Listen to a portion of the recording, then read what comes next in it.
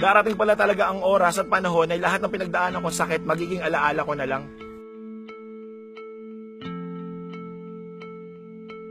Nagsimula ako sa pagiging tambay. Sa hirap ng buhay, naghanap ako ng trabaho, ang napasukan ko pagiging gwardiya. Nung naging gwardiya na ako, doon ko nakita na napakaliit naman ang sweldo. So hindi siya sumasapat para makabuhay ng pamilya. Napilitan ako maghanap uli ng panibagong trabaho. Merong isang tao na nag-approach sa akin na kung gusto kong maging bouncer. Nung naging bouncer na ako, ganun pa din, ang hirap kasi siyempre pag nagtatrabaho ka sa bar, buwis buhay ka na, nakikipag-away ka, medyo marami nang nakagalit, marami nang nakaaway, pinabalik na uli ako dito sa Bulacan. So nag-apply naman ako sa pagiging pahinante. Mahirap talaga yung trabaho kasi nagbubuhat. Hindi rin ako masyado nagtagal doon. Naalis ako dyan sa trabaho na yan. Doon ko nakikita na sabi ko sa sarili ko na ganito pala ang reality ng buhay. Diba? Parang wala na akong pag-asa na umasenso. May pangarap naman ako sa buhay. Balik na naman sa dating gawain. Balik na naman sa dating kong napainom-inom. Doon ko nakita na ganito na lang ba yung buhay ko. Doon sa 2 taong tambay ko, sabi ko sa sarili ko, subukan kong mag-gym para sa sarili ko din, para sa maging healthy ako. At doon ko nakilala yung tao na nag-imbita sa akin. Doon ko nakilala yung Royal. Sabi ko baka ito na yung kasagutan sa matagal kong hinahanap. Sa madaling salita po, totoo lang, nung nag-start po ako, wala naman akong pera kasi nga tambay nga po ako. Yun, nangutang po ako, naghanap ako ng mahihiraman, nakalikom po. So hindi po ako nagdalawang isip na mag-start na sumali sa Royal.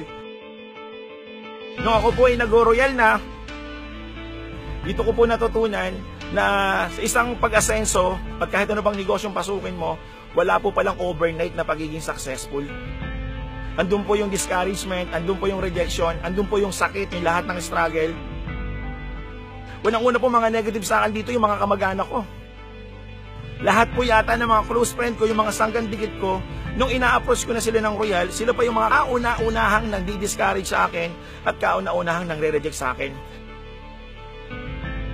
Kaya lang po, tumatak sa isipan ko, sabi ko, bakit ako maniniwala sa mga tao na to? Ako naman po nakakita ng Royal.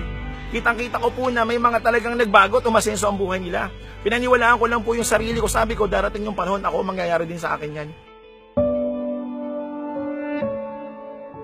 Sa totoo lang po, nakikitulog po ako sa isang kagawad. Nakiusap ako na pwede bang sa kanya muna ako tumira kasi wala pa akong matirahan talaga. Tapos natutulog po ako sa semento lang. Katabi ko po yung isang CR doon na kabaho po. Dumating din po yung punto na wala na po akong makain, pero ginagawa ko yung Royal na ipinaparamdam ko sa taong kinakausap ko na yayaman siya pero hindi niya alam na ako po ay walang laman ng sikmura. Di ba? Wala naman po kakainin kasi nakikita lang naman po ako. Pag tulog na po yung si Kagawad, nakita ko po na may mga tira-tira dun sa kanyang lamesa o kaya dun sa lagayan po ng pagkain nila. So yung po ginagawa ko para makasurvive po ako, kinakain ko po yan. Buti lang po hindi ako bumitaw sa aking pangarap.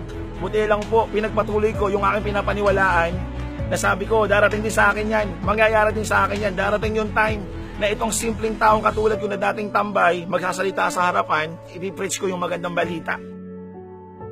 Yung 3 taon na pag-royal ko ay grabe po, hindi po talaga ako kumikita ng maganda dyan.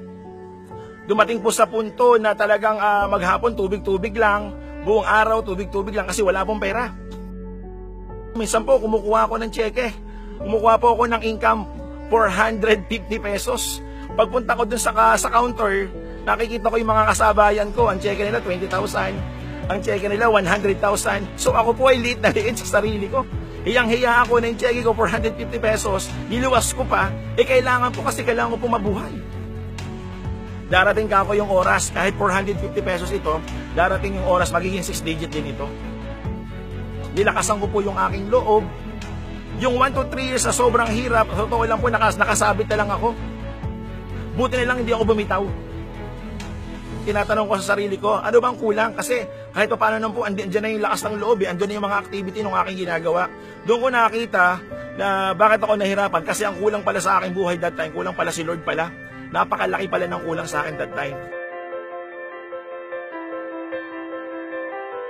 Doon po dumating ang punto na halos wala na pong ginagawa, pero yung blessing andyan po. Because of the system po ng Royal yan. At ako po ay naniniwala na ginagamit po ni Lord ang Royal to be the channel of blessing sa maraming tao.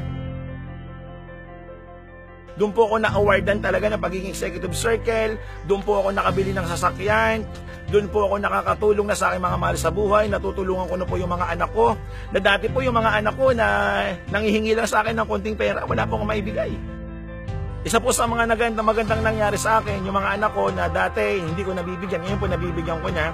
Na dati hindi ko na ilalabas, hindi ko malang naipamasyal ko na. Ngayon po, nakakapag-aral sila ng maayos. Sabi ko, buti na lang, nag-royal ako.